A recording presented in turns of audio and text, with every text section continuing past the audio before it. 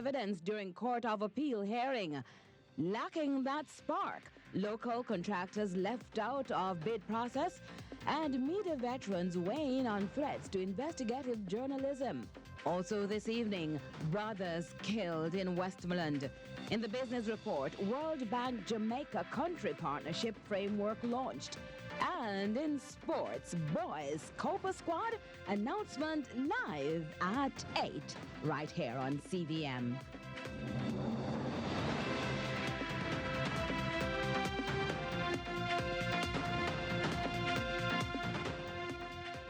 From Kingston, Jamaica, this is CVM News at 7. I'm Stephen McHugh. And I'm Curlin Brown. It's Wednesday, June 12, 2024. Thanks so much for joining us. Day 3 of the high-profile Court of Appeal hearing in downtown Kingston to determine if Vybz Kartel will be freed saw the lead attorney challenging the prosecution's evidence. Now, it was the latest in the defense team's effort to convince the 3-judge panel against a retrial. Our reporter Natalia Clark was at that session. Context matters. That's the position of Vybz Kartel's attorney, Isaac Buchanan, who on day 3 of the Court of Appeal hearing sought to rip through the prosecution's evidence. The evidence largely comprises of a main witness, Lamar Chow, and technological data. Buchanan argued that the Crown's reliance on the technological evidence, which includes videos and messages, is questionable, as it was tampered with and obtained in breach of the appellant's right to privacy. Lead judge Marva MacDonald Bishop, however, reminded him that illegally obtained evidence is admissible in Jamaica, and the probative value, or evidence which is sufficiently useful to prove something important in a trial, is left up to the trial judge. Regarding the eyewitness, Buchanan pointed out inconsistencies in Chow's account of the murder and argued that a retrial would allow the prosecution to rectify these flaws. Should a retrial be granted, another disadvantage for the defense he highlighted is the death of handwriting expert Carl Major, one of their key witnesses. Major was reportedly the only expert to see the original statements collected in the case before they were all lost by the Crown during the 2014 trial. Adding to this, Buchanan stressed the emotional and financial toll a retrial would have on the accused men, particularly Kartel, who suffers from Graves' disease and a heart condition that has reduced his heart function by 50%. Reports were submitted from Kartel's physician, Dr. Karen Phillips, and psychologist, Dr. G. Walcott. He also underscored the financial burden of a new trial, noting Kartel's private medical bills, his inability to earn while incarcerated, and his 17 dependents. The lead attorney's presentation ended with the ever-resurfacing concern that should a retrial be ordered, the men will be forced to wait years before the new trial date. He was followed by attorney Iqbal Chevalier, speaking on behalf of Kyra Jones. Citing Jones's affidavit, he too lamented the financial burden of a trial, explaining Jones already spent about $70 million on his defense since his arrest in 2011. Alessandra LaBeach and John Clark also addressed the court. On day 4, Thursday, the prosecution makes their contribution to the substantive hearing. Natalia Clark, CVM News. A tragic incident in Westmoreland Tuesday night involving 3 siblings sees one survivor battling for life. As our reporter Trisha Gay Kelly reports, the impact on the family overall is devastating. It's a sorrowful time for the family of 3 brothers who were ambushed at their home in Bath, Westmoreland Tuesday night. 2 of them died and the other injured. It's reported that shortly after 10 p.m., the brothers were at home when armed men breached a window and opened fire, hitting one. The other attempted to escape but was also shot. Their uncle Eddie White explains what he did when he got the news. I'm look like brother get shot and run come on my house there, knock up my window. You know, so them shoot up later and shoot me up and very, and so I just rush out same time and say, boy, wait him there. Say him depend if I'm in a house, I don't know if he's dead. So I say, I have to bring him to the hospital. And my friend them just take him up and just throw him in the vehicle and head to the hospital. The deceased have been identified as 34-year-old Leon Glaze, otherwise called Tallman, and 32-year-old Cyril Glaze, otherwise called Charlie, who had a disability. Their younger brother is in critical condition at hospital. It's said that the brothers were entrepreneurs with their very own small business. Another relative, Howard, says he's unsure if they were involved in any wrongful activity. Good people and one business people that would have to say. You know them do them thing, bag juice selling and thing, you know. So I don't know them as in and no vibes with nobody. Make them one bag juice and sell them one juice. Can see bus park up there, so but that one they all out now and thing. But their death has stained the community and even closer to home, their family members. Their uncle says other relatives are finding it hard to cope. You can't leave all your bicycle, your bike out the door, anything out the door, and a man not really take it away, you know. So, I don't know where it come off. Believe me, I don't know where it come off. But I know the community is a good community. You see, I'm born and go here, so, and everybody neutral, so if I left my bike and do anything, nobody not trouble it. Sometimes I'm shot to lift up it, nobody not going there. The incident comes only 3 days after gunmen struck in Dunbar's River Savlamar, shooting 2 other brothers, one fatally. Trisha Kelly, CVM News. Amidst forecasts of a potentially devastating Atlantic hurricane season, the government has announced a significant allocation to tackle an infamous problem area. Raman Gordon has the details.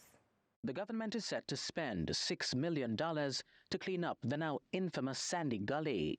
That comes, as experts predict, an 85% chance of an above-normal Atlantic hurricane season.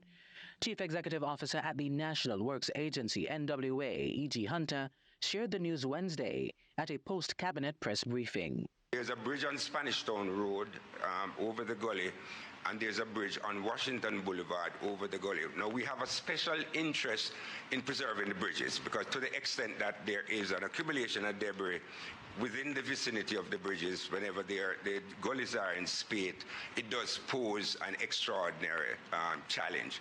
So we are going to be cleaning the gully to that extent. But again, the total cost to clean the Sandy Gully in the manner that we like to be able to clean it is a tremendously high figure. While that exact cost remains undisclosed, Mr. Hunter confirmed that efforts will commence this week. Residents in and around this flood-prone area have been pleading for government intervention for years. The footage you're now seeing is from a flooding event late last year, preceding calls for government aid. But Mr. Hunter explained that the delay was not due to a lack of effort. We did try to, we went to tender to have public interest for someone to spend their money to take out the material and use the material because there is some value to the material as fill. So in the last 4 years, we did try on 2 occasions to see if we could get some public interest in undertaking that. Regrettably, we didn't get no one bit. These latest efforts are a crucial part of the government's 3-part plan to confront the anticipated surge in hurricane activity. Nationwide drain cleaning is already underway and will be repeated again in August and December. Ramon Gordon for CVM News. There's disappointment for some local contractors who say they're missing out on the opportunity to participate in the government's mega billion-dollar Spark program. Despite government assurances, at least 2 local firms find themselves left out of the international bid selection. Ramon Gordon reports. The National Works Agency, NWA, has completed its pre-qualifying stage in its international bid for the government's mega $40 billion Spark program. During a meeting with the stakeholders on June 4, Works Minister Robert Morgan gave assurances that local contractors would be an integral part of the project. But today, the minister indicated that of the 8 construction companies that responded, the 2 local applicants were unsuccessful. So far, 5 international companies have been successful at the pre-qualification stage. And this week, we will be sending out bid proposals to those 5 pre-qualified enterprise construction companies. And these proposals will be for them to bid on the 4 packages that are across the island. The Incorporated Master Builders Association of Jamaica, IMAJ, recently expressed concerns over criteria for the Shared Prosperity through Accelerated Improvement Spark program. Contractors need a $12.8 million in liquid funds, nearly $2 billion Jamaican dollars, and must have executed $32 million in roadworks annually over 8 of the last 10 years to qualify. In a media release, the association argued that the requirements may discourage local contractors from participating. There was some concern by local contractors about their inclusion in the process, and I want to assure them I met with the Incorporated Master Builders Association and we had very positive conversations, and I assured them that a part of the procurement process will ensure that local contractors are an essential part of the Spark program execution. Meanwhile, the government says it's developed a list of priority roads for repair following community consultations. It's also submitted a list to the National Water Commission, NWC, to determine preliminary costs. The 5 pre-qualified contractors are expected to bid on project packages in short order. On the north side of the island, covering the parishes from St. James all the way to Portland, would be one package, and the second package would be include Kingston, St. Andrew, and St. Thomas. Another package is St. Catherine and Clarendon, and the final package would be the remaining parishes there. We have structured it this way so that the packages are almost the same in scope for each contractor to be awarded. The Works Minister expects contracts to be awarded come September. Ramon Gordon for CVM News. More to come from CVM News at 7 after this break.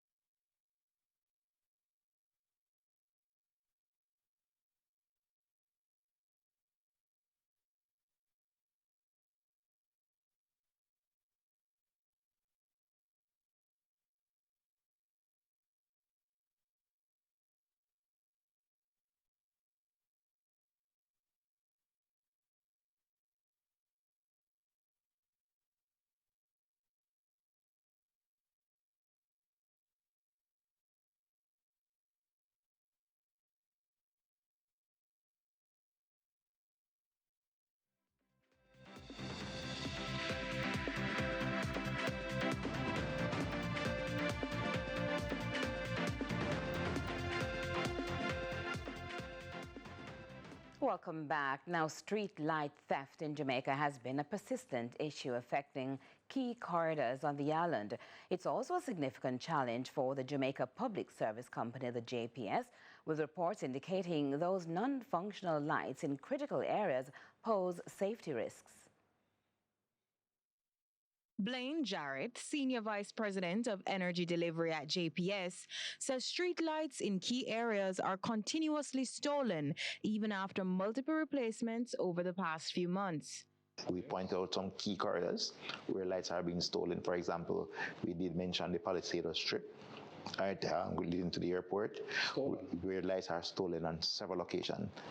Between June 2022 to April 2023, we replaced those lights 4 times.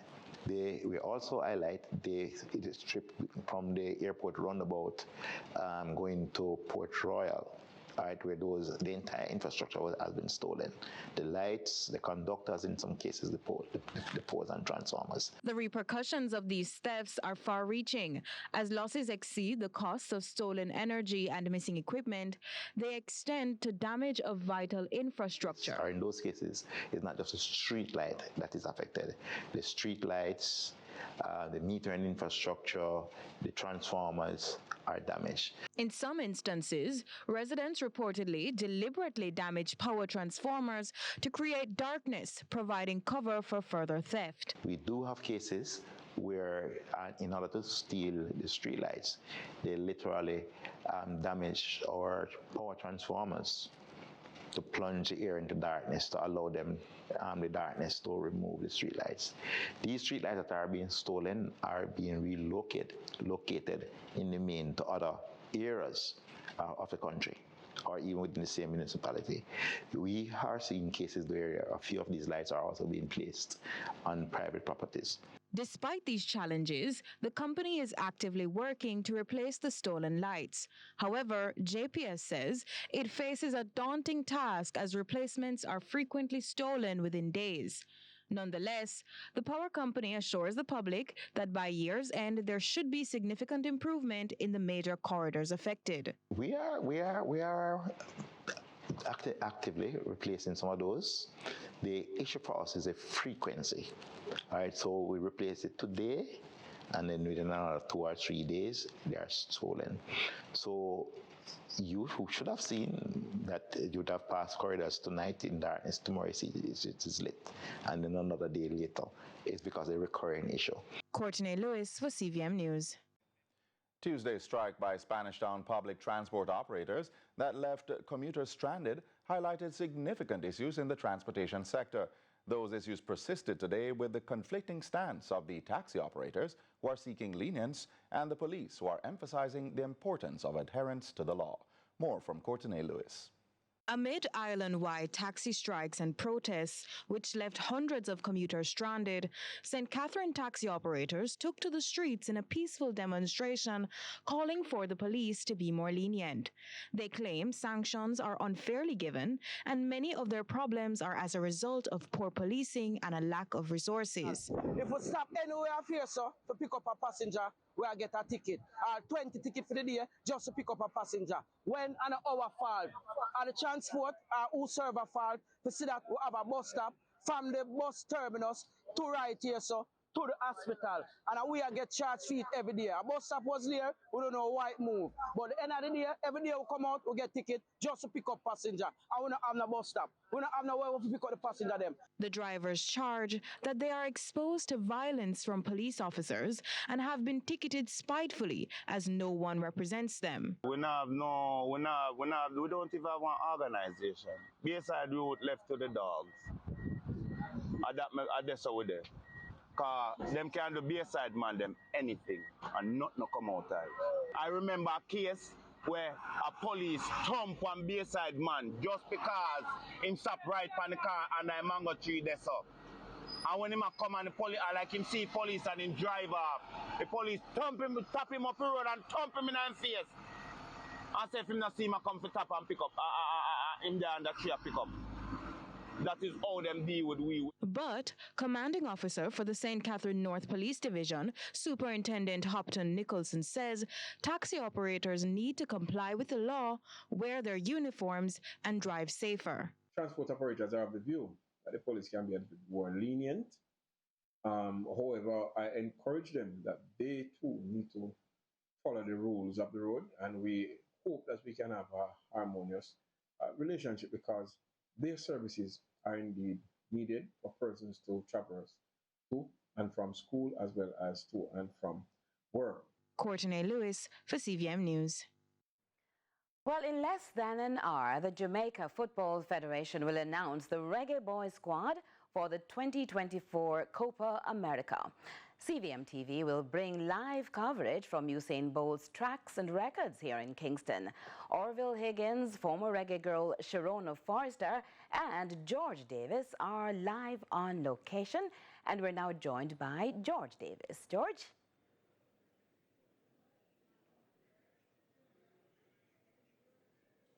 Well, team, we have a packed schedule ahead of us as we climax the evening's presentation with the unveiling of the squad that will represent the Reggae Boyz at Copa America 2024. And of course, the big question is, will your favorite player be in it? Well, you'll need to stick with the broadcast. The man in charge of the technical program, Heimer Hallgrimsson, will reveal the squad that he is entrusting with the responsibility of playing for the Reggae Boyz at Copa America. In between that, we'll be hearing from, we'll be interacting with the fans here. There are many people here inside the location at Usain Bolt's Tracks and Records. We'll be looking at the teams that the Reggae Boyz will be playing against, and we'll just be building up today. We'll hear from the JFF, well, the JFF's press officer, Simon Preston, will lead a press conference at the end of the proceedings as well. So you'll be here, Heimer Hallgrimsson, to give some insight into why he picked the players he chose. So all in all, it's an evening of great entertainment. We are adding some razzmatazz to the squad reveal. No boring, mundane press release. CVM, you're seeing it happen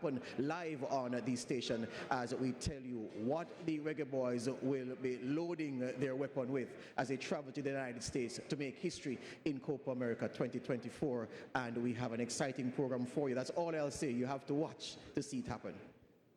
Thank you so much, George. Thank you so much, George. So you must stay with us for that, as we will announce, like you said, the Reggae Boyz Copa America squad live right here on CVM TV. We go to a quick break and come back with our business segment. Stay with us.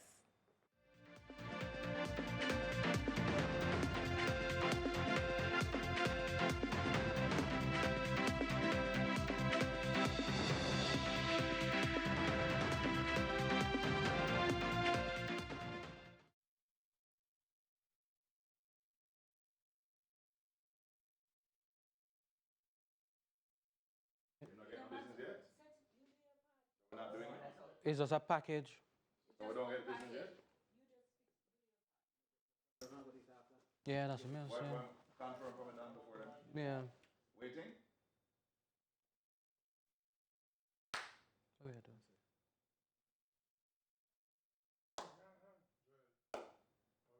Shuffle or stay? All right, come back.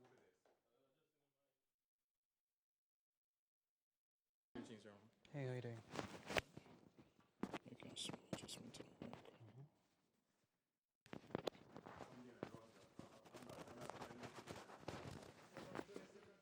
Good, eh?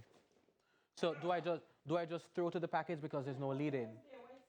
Okay.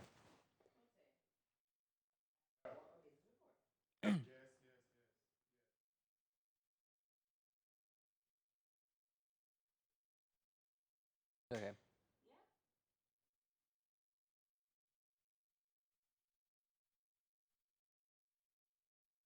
Microphone testing 1, 2. Microphone testing 1, 2.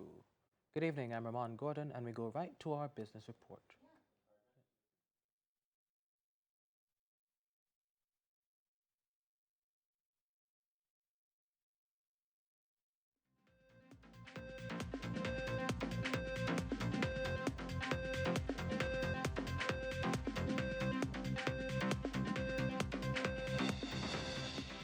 Good evening, I'm Ramon Gordon, and this is the Business Report. Tonight, a look at the evolving partnership framework between Jamaica and the World Bank.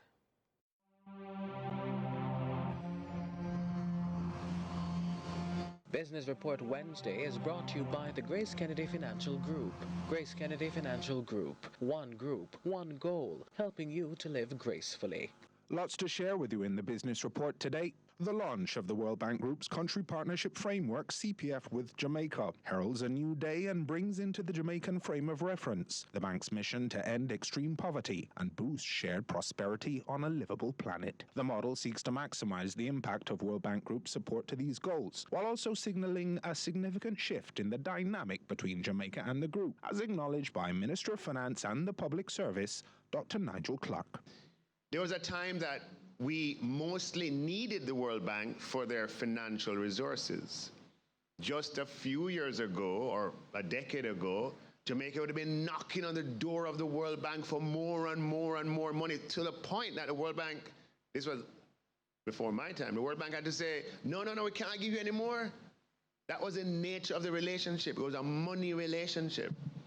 We are at a completely different point today, where I have to say to them, I don't want so much loan. What I want are your technical resources.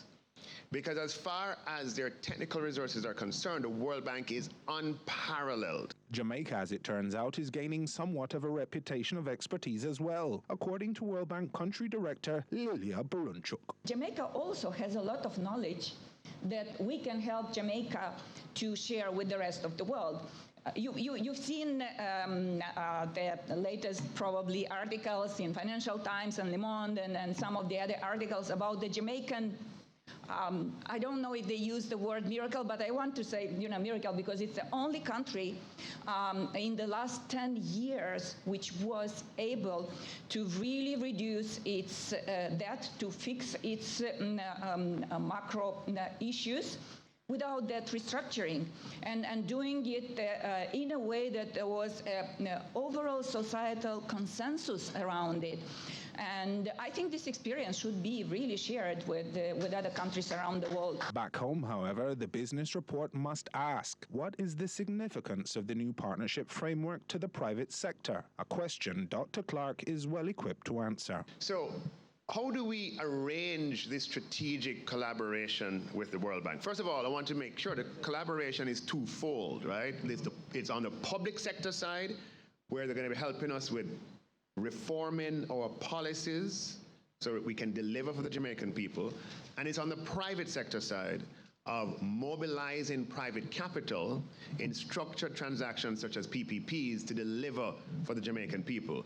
And just 2 weeks ago, we had a symposium similar to this, where we were working on the private sector side and all of the major projects that we have that we hope to attract big capital for. Country Director Barunchuk also cited opportunities in the orange and blue economies, in addition to leveraging the logistical benefits of the island's geography. There is a lot that could be done for the private sector to flourish in the country, and you've already done quite a lot to attract the private sector. The first and most important thing is to fix the fundamentals and to make sure that the basics are right, because without that you cannot really attract significant and serious private sector investments. You've done that. So now we would like to help you to embark on the phase when the private sector will start investing, when FDI will be coming to the country, and when this will actually bring better results and living standards, better jobs,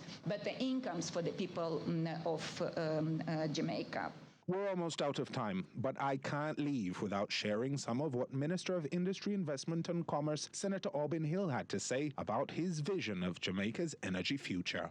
I believe that for Jamaica to change in the next 20 years, we must have, and this is where the World Bank and others can help us, but led by the World Bank, must have a clear differentiation between power production and power distribution and transmission. There's one side that must produce, and I see engineer looking at me here, and that must be very well market driven, in my view. The distribution and transmission is not going to be, we don't have a big enough country to have two. We're going to have one, I suspect. If that's the case, then that, I believe, should be separated and in a place where you put it on the stock market, so ordinary Jamaicans can participate in what is effectively a monopoly business. And that was your business report. I'm Joel Crossgill.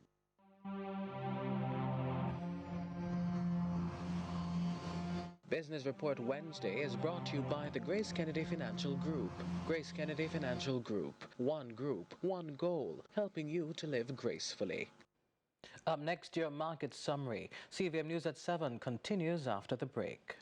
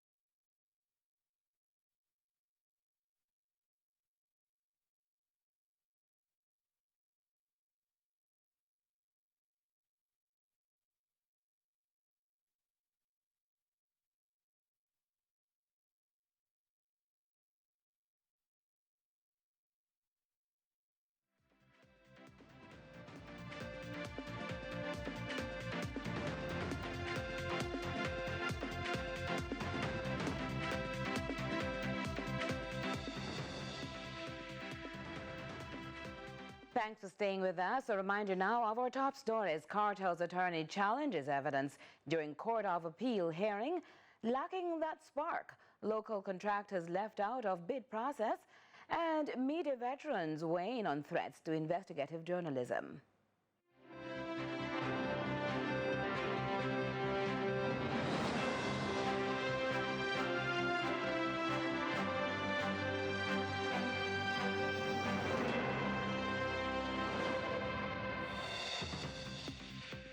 And now let's take a look at what's trending on social media.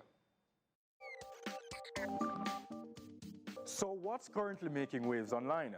Vybz Kartel's defense team, led by attorney Isat Buchanan, is passionately opposing a retrial, citing the entertainer's deteriorating health. Buchanan presented a medical report dated June 3, 2024, revealing that Kartel's heart function has decreased by 50% in addition to his pre-existing Graves' disease.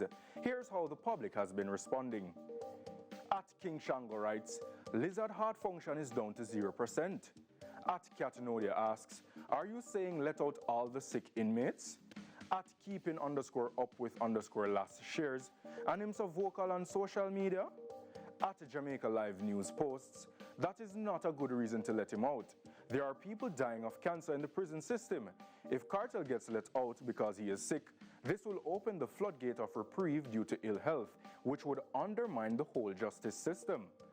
And at Mishibu_Tomlin says, right about now, this court thing seems like a patty shop. And that's what's trending online today. Be sure to keep us in the convo at CVM TV. I'm Ronaldo Adams.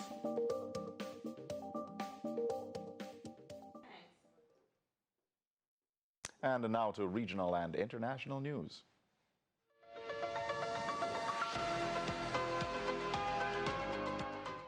We begin with news in the region. The Barbados Workers' Union has told a high-level international labour conference in Geneva, Switzerland, that the trust gap between states and citizens, along with employers and employees, is widening worldwide. BW General Secretary Tony Moore says the experience of COVID-19 also exposed further social and economic inequalities within and between countries. The details from CBC News, Barbados. To control the power imbalances and divergent interests that continue to promote an agenda for the few and not for the many.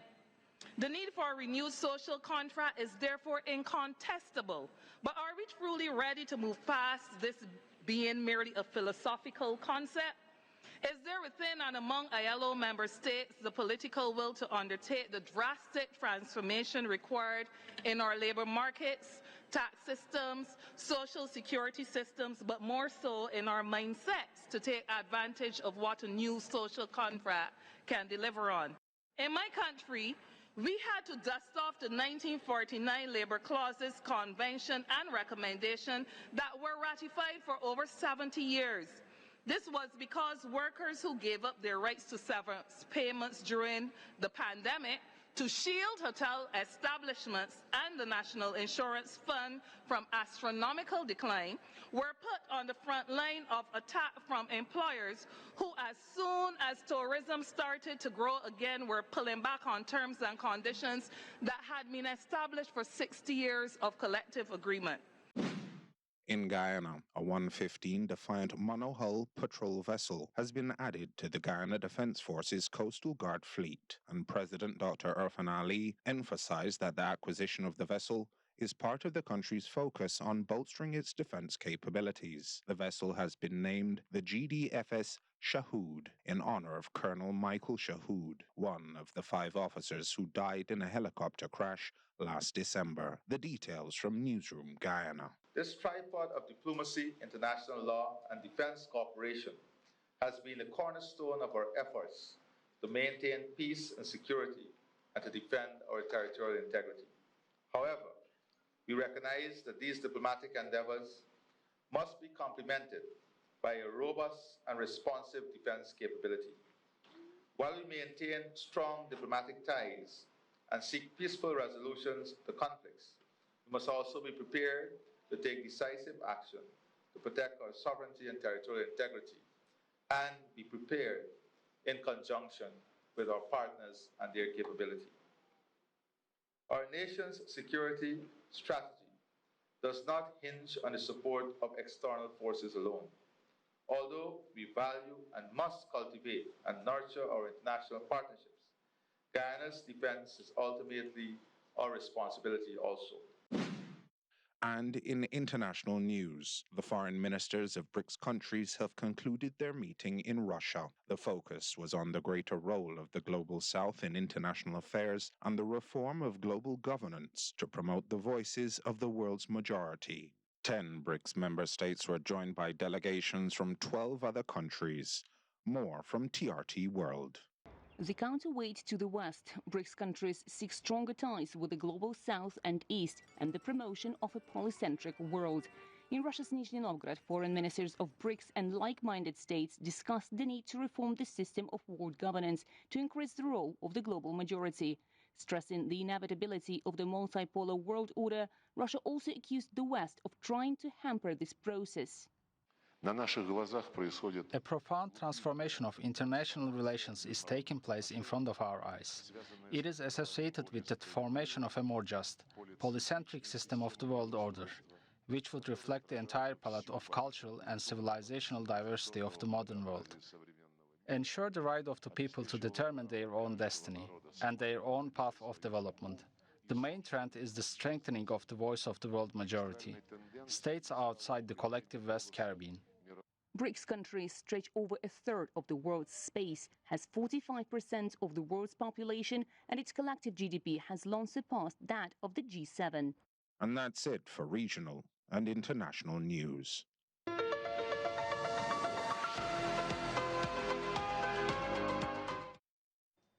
Do join us for your sports news with Ronaldo Adams after this break.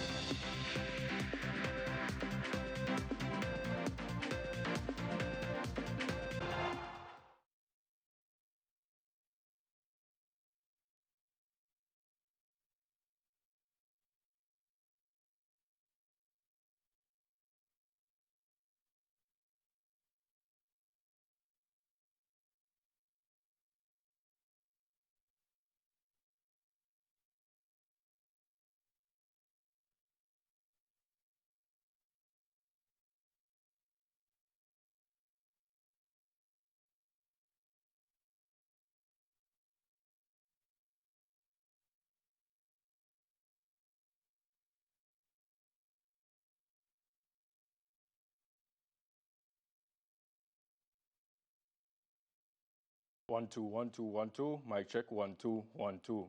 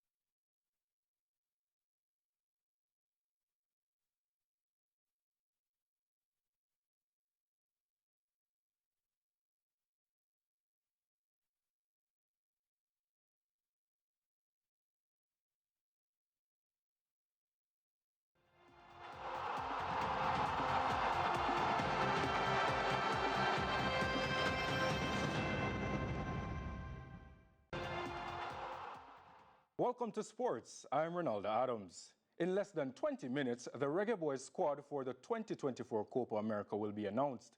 Will there be any surprise inclusions or any shocking exclusions? Find out right here on CVM TV with live coverage from Usain Bolt's tracks and records at 8. The event also marks the CVM TV's and the CVM Plus's live broadcast of the 2024 Copa America tournament from June 20 to July 14. So tune in right after our news and the sports. Meanwhile, Chile beat Paraguay 3-0 in a Copa America warm-up match on Tuesday. Victor Davila scored in the 17th minute and again in the 37th minute. Eduardo Vargas got Chile's third in minute 53. Chile play in Group B alongside Argentina, Peru, and Canada. The two-time champions play Peru on June 21 in their opening game live on CVM TV at 7 p.m. And Paraguay will contest the Group D and open their campaign against Colombia on June 24 live right here on CVM TV, also at 7 p.m.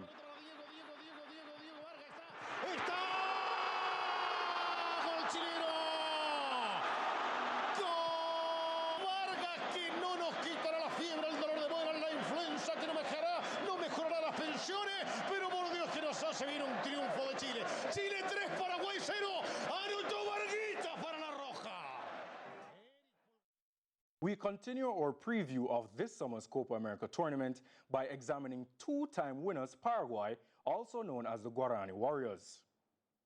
Paraguay's Copa America history is a roller coaster of triumphs and heartbreaks. They've kissed the coveted trophy twice, in 1953 and in 1979, and their fans still dream of another glorious run. This year, the challenge is monumental. Group D is a veritable group of death, featuring football giants Brazil, the resilient Colombians, and the ever-dangerous Costa Rica. Paraguay will need every ounce of their famous Guarani Warriors spirit to navigate their treacherous path. With a passionate fan base behind them and a history of surprising the football world, their journey in this year's Copa America is set to be thrilling. Can they rewrite history and conquer the giants? Watch the Copa America live and delayed on CVM TV and the CVM Plus from June 20 to July 14. More sports after the break.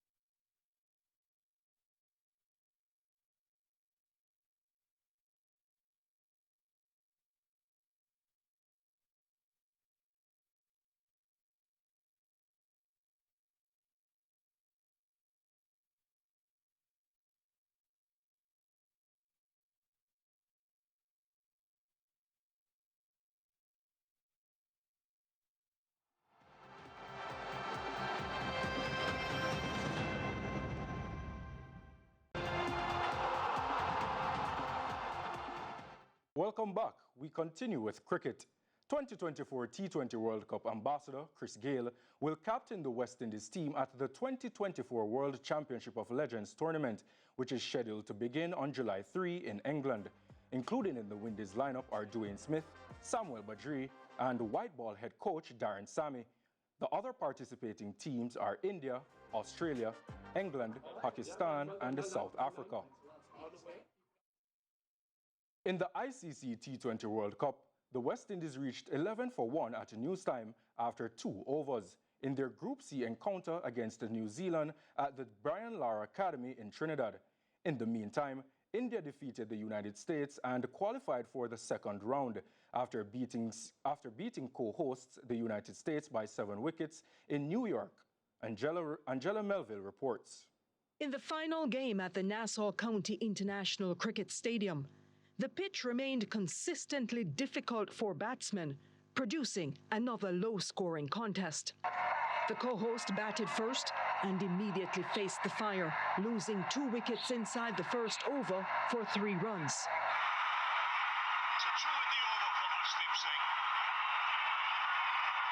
The Americans scored slowly and lost their 3rd wicket in the 8th over when Hardik dismissed captain Aaron Jones for 11, making it 25 for 3. The aggressive Stephen Taylor led a mini recovery, hammering 2 sixes in his 30-ball knock of 24. He was knocked over by Aksar in the 12th over.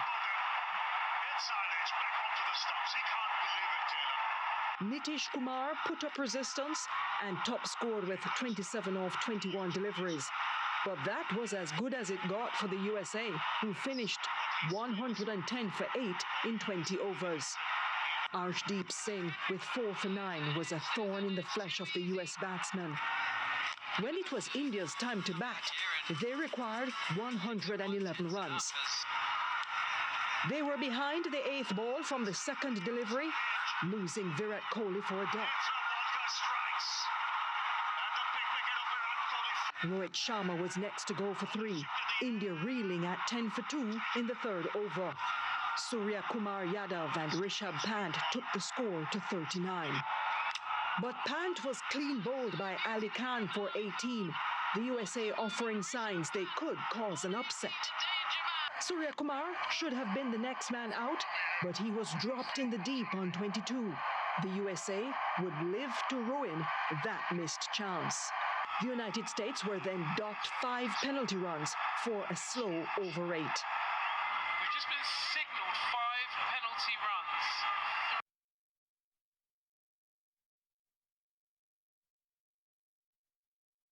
Surya Kumar then got his 50th T20 international half-century to lead India to a 7-wicket win and into the Super 8s. The USA, still in with a chance of a Super 8 spot, face Ireland in their next game. Meanwhile, Australia are also through to the Super 8s. On Tuesday, they made light work of Namibia, beating them by 9 wickets. Australia won the toss at the Sir Vivian Richards Stadium in Antigua and sent Namibia to bat.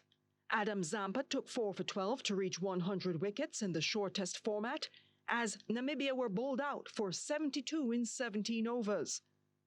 Australia got to the target with ease, reaching 74 for 1 in 5.4 overs as they move into the next round. Angela Melville, CVM Sports. Despite a brilliant century from Joel Andrew, the West Indies Academy went down by 1 wicket to emerging Ireland in the 2nd game of their 3-match one-day series on Wednesday in Bredy. Andrew stroked to 12 fours and 7 sixes in blasting his way to a superb 143 from 141 balls in the West Indies Academy's 278 for 8 of their allotted overs. Emerging Ireland reached their target with 1 ball to spare. 8 teams, Aruba, Barbados, Cayman Islands, Curacao, Trinidad and Tobago, Martinique, U.S. Virgin Islands, and hosts Jamaica will take part in the 2024 Kosovo Boys and Girls Championship. 6 of the 8 teams will compete in both sections, while Cayman will contest the boys section and Curacao the girls. GC Foster College of Physical Education and Sport in Spanish Town, St. Catherine, will host the 12-day championships, which serves off on July 24. Texas junior Jamaica's Akeelia Smith made history at the 2024 NCAA Division I Outdoor Championships when she became the first Longhorn to ever sweep the horizontal jumps. After retaining her long jump title at Hayward Field in Eugene, Oregon, with a mark of 6.79 meters, the first Texas woman to win back-to-back titles in 18 years, cut the sand with a season's best 14.52 meters to win the triple jump. She is now the highest-ranked Jamaican in the long jump and second in the triple. It definitely put me up there. I'm kind of glad that it's there. I'll just have to come to trials and do my best and hopefully make it to the team. I've spoken to my coach. We've gone over a few things and switched up a few things to make preparation for the Olympics. And even though the goal is still to compete for the school and give them as much points as possible, my coach understands that I'm trying to be a pro athlete, and if this is the step that I have to make, then he's willing to make it with me. I'm definitely not worried. I've been training, I've been putting in the work, and just going to continue doing just that, even through trials.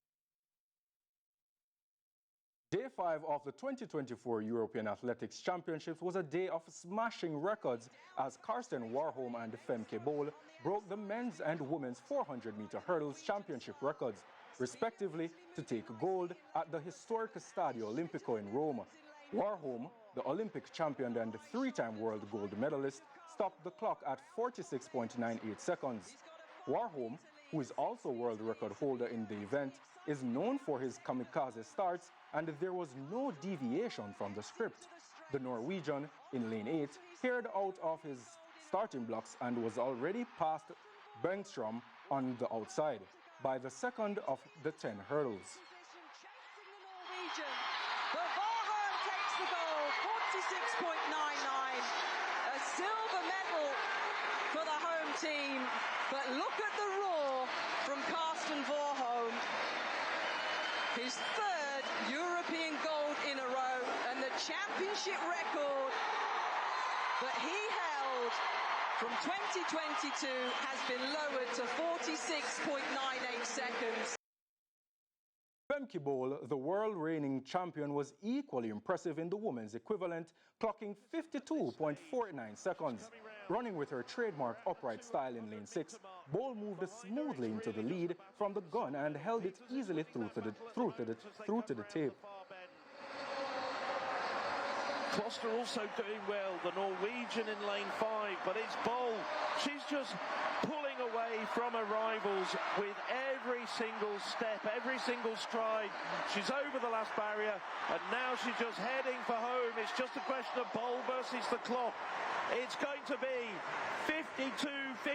She has taken 1700ths off her own championship record. Now to our Wednesday sports feature from the bleachers. Word on the street is that Minister Tufton got lucky when he was knocked off his bicycle 2 Sundays ago. Lucky because it could have been worse, as there have been a few fatalities over the years in that same area. And lucky that he was wearing a helmet. I want to show you something that cyclists experience every day.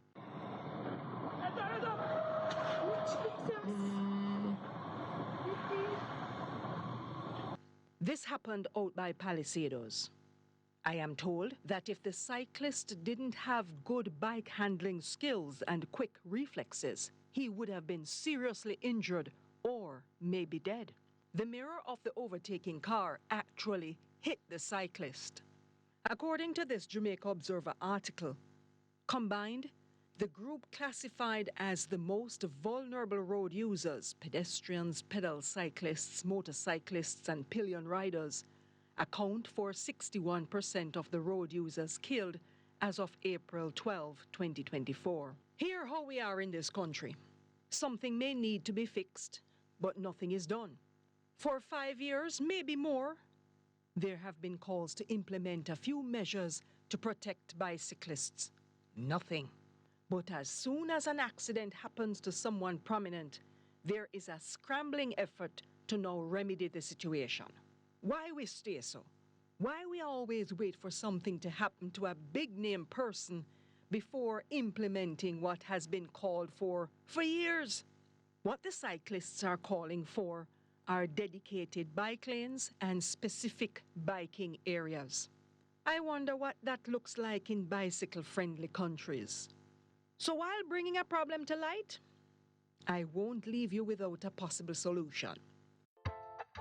Biking is a healthy, climate-friendly mode of transport. But to ask people to cycle and to realize the full health, equity and climate benefits, we must design infrastructure that is safe and accessible for everyone. WRI and Partners' Safe Bicycle Lane Design Guide outlines 4 keys to successful bike lanes. Create a network. Design bike lanes as a system to connect origins and destinations directly. Adapt for speed. Infrastructure should be more protective as car speeds increase.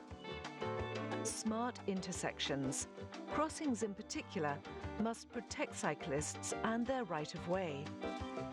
Consider placement. Bike lanes should go on the same side of the street as car traffic, adjacent to the sidewalk. Safe infrastructure can attract more people, reduce congestion, and lower air pollution. Successful bike lanes used by everyone are key to safe and zero-emission cities. From the bleachers, Angela Melville. And an update on the T20 World Cup game between West Indies and New Zealand. The Caribbean side were struggling on 21 for 3 in the 5th over. And that's how we round things out for sports. I'm Ronaldo Adams. Over now to Stephen and Curlin at the news desk. Thanks, Ronaldo, and thanks as usual for making it CVM News at 7. I'm Stephen McHugh. And I'm Curlin Brown. Now you know what's coming up next. Live Where are we going? Local coverage, Usain Bolt's tracks and records. Stay with us.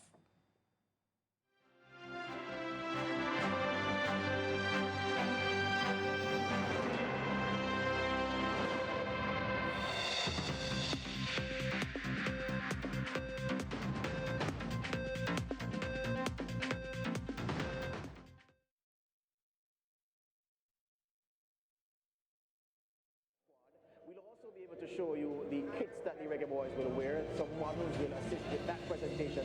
And of course, we'll hear from the man in charge of the program, Jaime Haldribs, insofar as his thinking regarding who he has picked to take on this very